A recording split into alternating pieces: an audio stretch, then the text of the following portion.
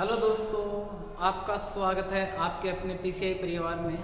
दोस्तों, बात करेंगे यहाँ पर मेंसुरेशन अपन पढ़ रहे थे क्षेत्रफल, जो कि पहला पार्ट यहाँ पर डाल दिया गया।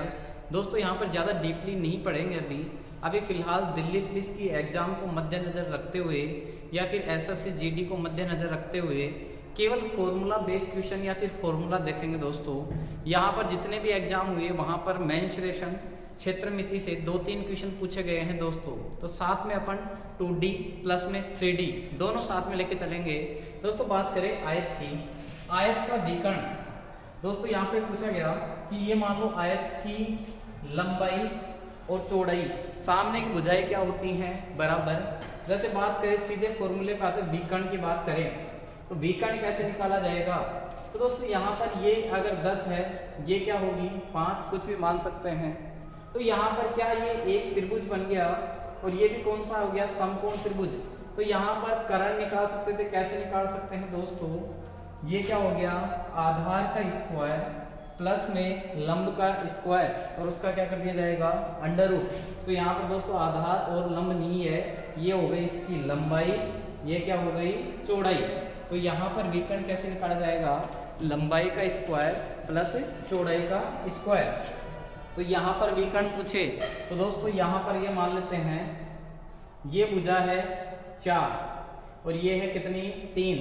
तो आप ये बता सकते हैं कि कितनी होगी ये विकर्ण। तो यहाँ पर 4 का स्क्वायर करेंगे दोस्तों प्लस में 3 का स्क्वायर और उसका क्या कर दिया जाएगा अंडर रूट। तो 4 का स्क्वायर होगा 16, 5, 3 का स्क्वायर 9, इनको जोड़े और अंडर रूट करेंगे तो 16 और 9 25 और 25 का अंडर रूट होगा 5। तो यहाँ पर विकर्ण क्या हो जाएगा दोस्तों 5। ये क्या ट्रिपल एट से भी आ सकता था, 3, 4 और 5 का, वो अलग से पढ़ेंगे दोस्तों। अगर बात करें यहाँ पर परिमिति, परिमिति दोस्तों क्या होती है, परिमिति होगी कि इन चारों भुजाओं का योग। जैसे बात करें दोस्तों, ये अभी बताया 4 है, इसको 10 मान लेते हैं, इस बार 10 है, ये है 5। तो चारों भुजाओं का योग दोस्तों ऐसे भी कर सकते हैं, ये 10 है तो सामने वाली भी क्या होगी 10, ये 5 है तो ये भी 5। तो दोस्तों एक तरीका तो है कि इनको सबको जोड़ लिया जाए, तो 10 10 20, 20 और 10 ये कितने 30। या फिर क्या करें, 2 तो लंबाई है और 2 ही क्या है चौड़ाई, तो यहाँ पर इनका योग करें लंबाई प्लस चौड़ाई का, तो 10 और 5 15। देखो दोस्तों ये भी 15 है, तो क्यों करें कि लंबाई और चौड़ाई का योग करें और 2 से गुणा कर दे, तो आपकी क्या आ जाएगी दोस्तों परिमिति। ऐसे ही बात करें दोस्तों इसमें कि आयत का क्षेत्रफल क्या होगा। तो दोस्तों आयत का क्षेत्रफल होता है लंबाई गुणा चौड़ाई। यहां से आप क्या निकाल सकते हैं इसका क्षेत्रफल। दोस्तों यहाँ पर ध्यान दें, आयत से ही क्या बनता है घनाभ, आयत से ही क्या बनेगा घनाभ। तो घनाभ के बारे में यहाँ पर देखते हैं, घनाभ। तो दोस्तों यहाँ पर ध्यान दें, घनाभ और आयत में क्या अंतर है। आयत जैसे आप किसी भी कमरे में बैठे हुए तो उसका फर्श या फिर खेत जो भी माने, केवल वही आयत है। अब बात करें इस कमरे को घनाभ बनाएं तो दोस्तों क्या इस कमरे में ऊंचाई एक और आ गई, तो ये कितनी विमाओं से बना है 3 से। आयत में केवल क्या थी लंबाई और चौड़ाई, लेकिन कमरे में क्या आ गई लंबाई भी आ गई, चौड़ाई भी आ गई और ऊंचाई भी आ गई। तो दोस्तों कई बार क्वेश्चन पूछे कि एक इतना बड़ा घनाभ है, दे देगा इतनी चौड़ाई इतनी लंबाई इतना ये, और आपसे पूछे कि लंबे से लंबा बांस रखें तो कितना लंबाई का होगा। दोस्तों यहाँ से यहाँ इस कोने में तिरछा रखेंगे, नीचे वाले कोने से ऊपर वाले कोने में, तो वहां पर क्या रखा जाएगा बांस की टोटल क्या हो जाएगी लंबाई, और वही क्या होगा विकर्ण। तो दोस्तों ध्यान दें, आयत में लंबाई और चौड़ाई तो था, यहाँ पर केवल क्या आ गया ऊंचाई। तो यहाँ से अपना फॉर्मूला क्या बनेगा, लंबाई का स्क्वायर प्लस चौड़ाई का स्क्वायर प्लस ऊंचाई का स्क्वायर और उसका क्या कर दिया जाएगा अंडर रूट। आगे बात करें दोस्तों, यहाँ पर क्या दिया गया घनाभ का पार्श्व पृष्ठीय क्षेत्रफल। क्या दोस्तों पार्श्व पृष्ठीय क्षेत्रफल। अब बात करें पार्श्व पृष्ठीय क्षेत्रफल या वक्र पृष्ठीय क्षेत्रफल क्या होता है। तो दोस्तों कल भी अपन ने पढ़े थे घन में कि ऊपर वाला और नीचे वाला नहीं गिना जाता, केवल 4 दीवारों की। तो दोस्तों यहाँ ध्यान दें, 4 दीवारों का कैसे निकालेंगे। ये दीवार है एक, इधर आप इमेज बना दे सकते हैं दोस्तों अपने रूम में। तो इसकी ये क्या है लंबाई और ये क्या है ऊंचाई। तो इसको ऐसे लगा सकते हैं, लंबाई गुणा ऊंचाई। ठीक है दोस्तों, प्लस में अब इस दीवार के सामने वाले की ये क्या आ गई दोस्तों, चौड़ाई, और ये क्या आ गई, ऊंचाई।